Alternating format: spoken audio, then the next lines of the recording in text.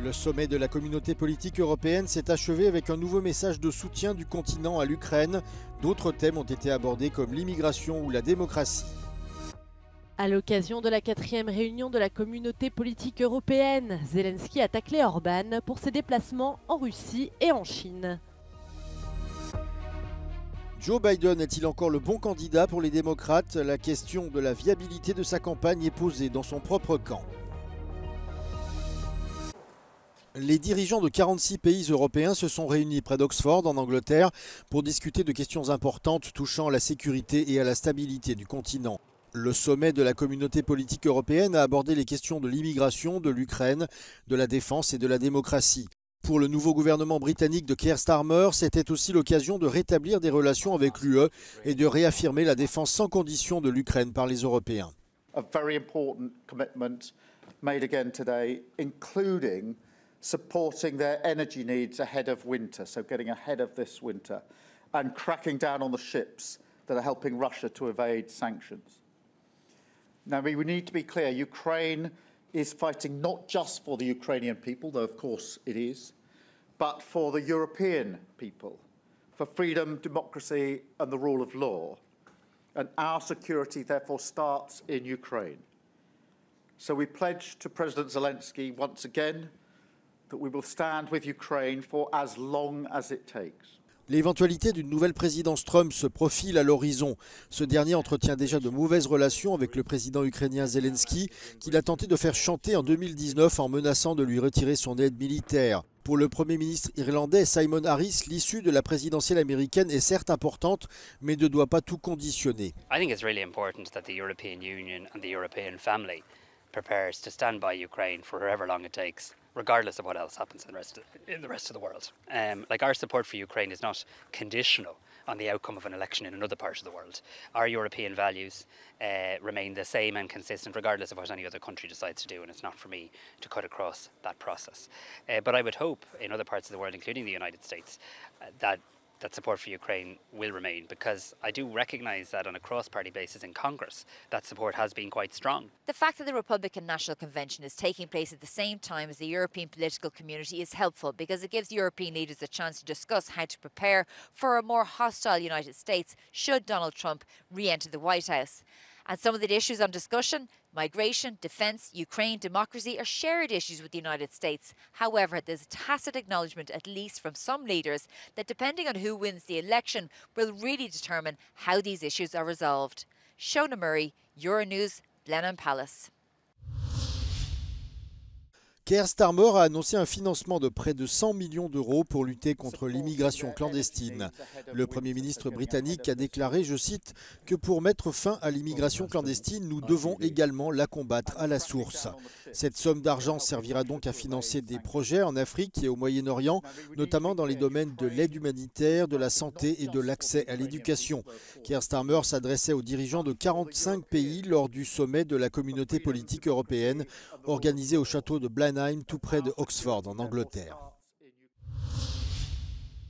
En arrivant ce jeudi au palais de Blenheim pour la 4e réunion de la communauté politique européenne, le président Zelensky a plaidé pour que les Européens restent unis dans leur soutien à son pays. Il a critiqué sans le nommer le Premier ministre hongrois Viktor Orban, également présent, qui a entamé une mission de paix à Moscou et Pékin ce mois-ci, sans l'aval de l'Union européenne. In Europe tries to resolve issues behind others' backs or even at the expense of someone else. If someone wants to make some trips to the capital of war to talk and perhaps promise something against our common interests or at the expense of Ukraine or other countries, then why should we consider such a person? Ce sommet intervient 2 semaines après que Viktor Orban, à la tête de la présidence tournante du Conseil de l'Union européenne, se soit rendu à Moscou. Il s'y est entretenu avec Vladimir Poutine au sujet de la guerre. Il s'est ensuite déplacé à Pékin pour des entretiens similaires avec le président Xi Jinping. Ces voyages sont très critiqués par les dirigeants européens, mais lui les qualifie de mission de paix. Le gouvernement hongrois les présente comme des déplacements purement bilatéraux, expliquant que le Premier ministre n'y représentait pas l'Union européenne. La présidente de la Commission européenne, Ursula von der Leyen, va dans le sens des représentants de l'Union européenne. Elle a décrit ces voyages comme des opérations de pacification avec la Chine et la Russie.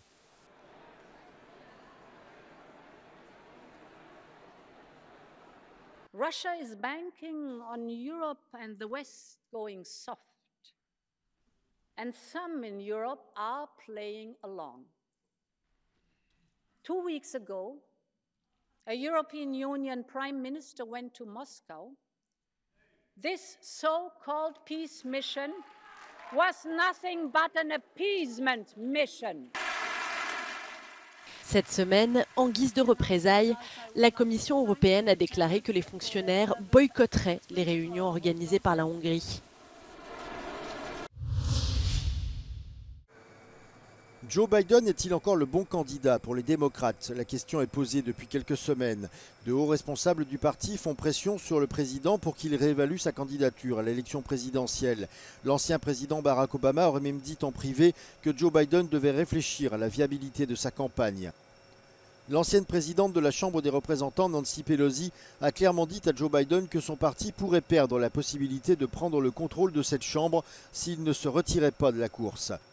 Les inquiétudes concernant l'âge de Joe Biden ont toujours existé, mais elles ont été mises en évidence le mois dernier après sa piètre performance lors du premier débat présidentiel télévisé. Biden a reconnu depuis qu'il avait été lent et qu'il avait trébuché, mais il a mis cela sur le compte de la fatigue due à ses nombreux voyages. Et pour ne rien arranger, Joe Biden a annoncé ce jeudi qu'il avait été testé positif au Covid-19, mettant en parenthèse une campagne déjà malmenée. Certains démocrates espèrent qu'il jettera un regard neuf sur la trajectoire de sa course à la présidentielle, mais Joe Biden lui-même a insisté à plusieurs reprises sur le fait qu'il ne reculerait pas, affirmant sans détour qu'il était le candidat qui avait battu Donald Trump auparavant et qu'il le ferait à nouveau. Lors d'une interview à la radio, il a souligné que rien n'était encore joué. I feel good. I feel as good as it'd be for look. One of the things is most communities don't really begin to focus on the election until they get into September. And so all the talk about who's leaning where and how, it's just kind of, you know, everything so far between Trump and me has been basically even. Si en coulisses, les démocrates se préparent sérieusement à remplacer Joe Biden et à mettre en avant la vice-présidente Kamala Harris, les initiés affirment que ce week-end sera décisif pour faire changer d'avis le président.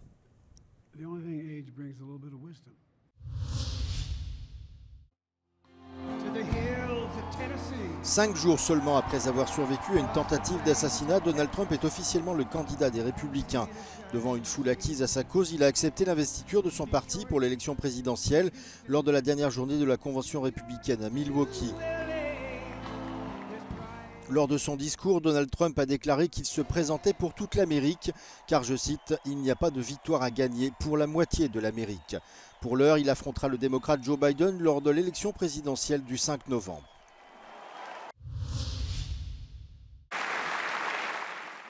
Des applaudissements des 577 députés à l'issue d'une journée pleine de suspense. Après 3 tours d'un scrutin serré, Yael Braun-Pivet a été réélue présidente de l'Assemblée nationale ce jeudi soir. Compte tenu de la division de l'hémicycle après les législatives et sans majorité absolue, l'issue du vote était incertaine. La députée du camp présidentiel l'a remporté avec 220 voix, qui la place devant le communiste André Chassaigne, candidat du Nouveau Front Populaire, et Sébastien Chenu, candidat du Rassemblement national. Il y a 2 ans, Yael Braun-Pivet était devenue la première femme à occuper le poste de présidente de l'Assemblée nationale. Elle va donc retrouver son perchoir après la dissolution de l'Assemblée nationale il y a quelques semaines, grâce notamment au soutien de la droite. Une alliance dénoncée par une partie de la gauche. The election of Yael Braun-Pivet from Macron's centrist alliance is seen as a slap in the face, especially for the left-wing coalition, the New Popular Front, the NFP, that won the most seats in France's legislative elections.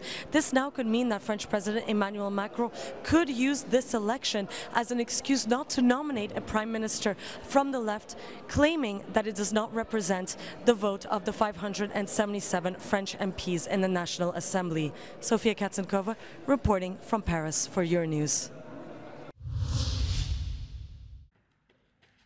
Ils sont syriens, iraniens, afghans, camerounais, soudanais, sont réfugiés en Europe et vont participer aux Jeux de Paris 2024. Après le succès rencontré par l'équipe olympique des réfugiés aux Jeux de Rio et Tokyo, le CIO a décidé de réunir une nouvelle fois une équipe cette année. Ces derniers s'entraînent depuis quelques jours à Bayeux en Normandie. Ils sont 37 et vont s'aligner sur 12 sports différents.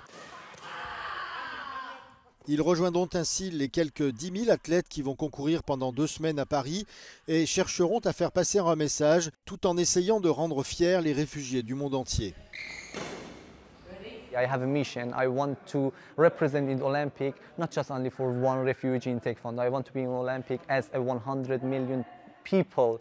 They are displaced. They are in a really, really difficult situation. Wir sind 37 Sportler für 120 Millionen Flüchtlinge auf der Welt und wir wollen halt dann die Menschen aufmerksam machen, dass wir ja, nicht nur 37 Sportler sind, sondern hunderte Millionen für Flüchtlinge, Obdachlosen, die keine Hoffnung haben und hoffentlich können wir auch etwas ändern.